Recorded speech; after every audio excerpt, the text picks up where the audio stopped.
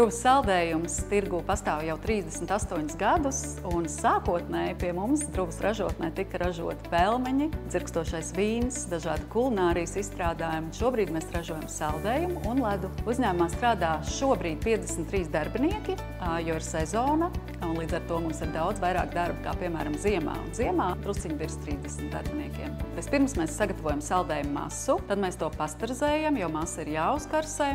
Pēc tam mēs to homogenizējam, kas nozīmē sadalām tauku lodītes sīkās daļiņās, lai radītu viendabīgu saldējumu masu. Tad mēs to dzesējam, izturam, nogatavinām, un nākamajā dienā mēs pildam, ražojam jau tādu saldējumu, kādu klienti saņem veikalos. Mēs saldējumu apēdam dažās minūtēs, taču tas cikls saldējuma ražošanā aizņem mūsu ražotnē 24 stundas. 24 stundās mēs saražojam līdz 90 000 saldējumu vafeļu glāzītē. Vidēji tas ir aptuveni 3 tonnas dienā.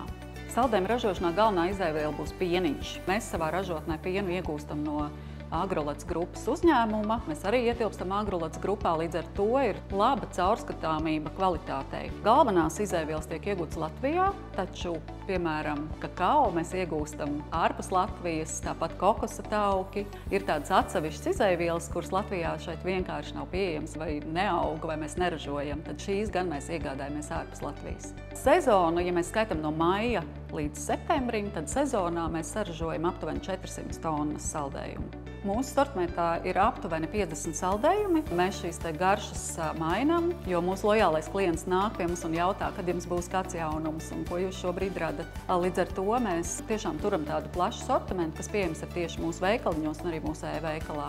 Topiņā noteikti ir iegādāties mūsu cigoriņu saldējumu, un atkarībā no veikala ir pieejami arī dažādi citi saldējumi, piemēram, svētku saldējums vai rozīņu saldējums, vai arī kāds no mūsu šī gada jaunumiem.